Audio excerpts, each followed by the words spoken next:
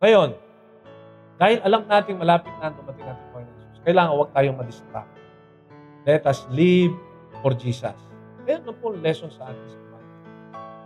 Jesus Christ can come at any time. Dahil kumbaga sa may sakit, nakita na natin yung symptoms. Diba?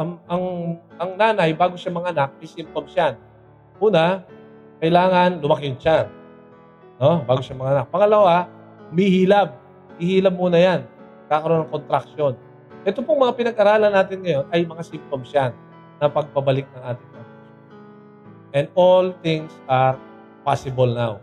Ngayon, dahil alam natin malapit na dumating ating Panginoon Jesus, kailangan huwag tayong madistract. Let us live for Jesus. Let us live for Jesus. Ngayon, hindi po tayo nagsiset ng panahon dito. Nasasabihin natin bukas, next year, this year, that. It's not that.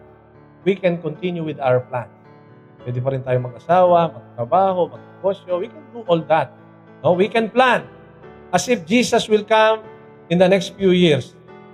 But we should start living for Jesus now. Because Jesus can come at any moment. Hindi po natin tinuturo dito na titigil na tayo dahil dati. It's not that.